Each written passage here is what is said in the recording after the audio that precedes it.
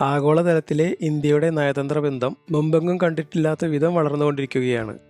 ഇത് നമ്മുടെ അയൽ രാജ്യങ്ങളായ ബംഗ്ലാദേശിനും പാകിസ്ഥാനും ചൈനയ്ക്കും കുറച്ചൊന്നുമല്ല ഞെട്ടലുണ്ടാക്കിയിരിക്കുന്നത്.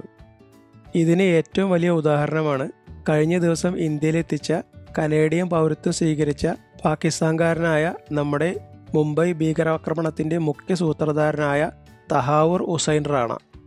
ഇന്ത്യയിലെ കുറ്റാന്വേഷണ ഏജൻസികളായ NIA-യുടെയും CBI-യുടെയും കൂടാതെ വിദേശകാര്യ മന്ത്രാലയത്തിൻ്റെയും ഒക്കെ വിജയമായിരുന്നു ഇയാൾ ഇന്ത്യയിലെത്തിയത്.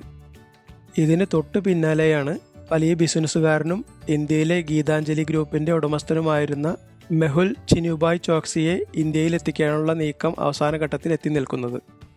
നേരത്തെ 2018 ജനുവരിയിൽ പഞ്ചാബ് നാഷണൽ ബാങ്കിൽ നിന്ന് 13,000 കോടിക്ക് മുകളിൽ രൂപ തട്ടിപ്പ് നടത്തി ആൻറ്റിഗ്വയിലേക്ക് മുങ്ങുകയായിരുന്നു ഇയാൾ.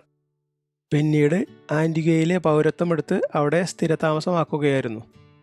2014 മുതൽ 2017 വരെ പഞ്ചാബ് നാഷണൽ ബാങ്കിലെ ഉദ്യോഗസ്ഥരുമായി ഒത്തുചേർന്നായിരുന്നു ഇത്തരത്തിൽ ബാങ്കിൽ തട്ടിപ്പ് നടത്തിയത്. ഈ തട്ടിപ്പിൽ ഇയാളുടെ അനന്തരവനായ നീരവ് മോദിയും പങ്കാളിയായിരുന്നു. ഇയാൾ 2019 ബ്രിട്ടനിൽ പിടിയിലായി.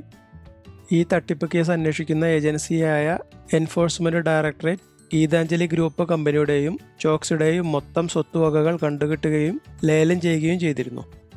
പഞ്ചാബ് നാഷണൽ ബാങ്കിന് പുറമെ ഗീതാഞ്ജലി ഗ്രൂപ്പിന് മൊത്തത്തിൽ പലരുടെയും കയ്യിൽ നിന്നുമായി ഏകദേശം 39,000 കോടിയുടെ കടമാണ് ഉണ്ടായിരുന്നത്. ഇയാളെ ഇന്ത്യക്ക് വിട്ടുകിട്ടുന്നതിനായി നമ്മുടെ CBI ഇൻ്റർപോളുമായി നിരന്തരം ബന്ധപ്പെടുന്നുണ്ടായിരുന്നു. എന്നാൽ 2022 ഇൻ്റർപോളിൻ്റെ ഒളിച്ചോടിയ കുറ്റവാളികളുടെ പട്ടികയിൽ നിന്നും ഇയാളുടെ പേര് നീക്കം ചെയ്യാനുള്ള തീരുമാനം ഇന്ത്യയിൽ വലിയ രാഷ്ട്രീയ കോലാഹലങ്ങൾ ഉണ്ടാക്കിയിരുന്നു. ഇൻ്റർപോളിൻ്റെ തന്നെ CCF ചേംബറായിരുന്നു ആ തീരുമാനത്തിന് പിന്നിൽ. എന്നാൽ ഇതുകൊണ്ടൊന്നും ഇന്ത്യൻ കുറ്റാന്വേഷണ ഏജൻസികൾ അവരുടെ ലക്ഷ്യത്തിൽ നിന്നും പിന്മാറിയില്ല. എന്നാൽ ഇപ്പോൾ വരുന്ന ഏറ്റവും പുതിയ വാർത്ത ആൻറ്റിഗ്വയിൽ നിന്ന് ബെൽജിയത്തിലേക്ക് കടന്ന ചോക്സിയെ അവിടെ വെച്ച് അറസ്റ്റ് ചെയ്തിരിക്കുന്നു എന്നതാണ്. എത്രയും പെട്ടെന്ന് അവിടെ നിന്നും ഇന്ത്യയിൽ എത്തിക്കാനുള്ള നീക്കങ്ങളാണ് ഇപ്പോൾ EDയും CBIയും നടത്തിക്കൊണ്ടിരിക്കുന്നത്. അതിനുള്ള നടപടിക്രമങ്ങൾ ഏതാണ്ട് പൂർത്തിയായിരിക്കുന്നു. ഈ നീക്കങ്ങൾക്ക് സമാന്തരമായി ബ്രിട്ടനിലുള്ള നീരവ് മോദിയെയും വിജയ് മല്യയെയും ഉൾപ്പെടെ ഇന്ത്യയിലെത്തിക്കാനുള്ള നീക്കങ്ങളും നടക്കുന്നുണ്ട്. ഇതാണ് ഞാൻ നേരത്തെ പറഞ്ഞത്, ഇന്ത്യ ആഗോളതലത്തിൽ ശക്തി ആർജിച്ചു കൊണ്ടിരിക്കുകയാണെന്ന്.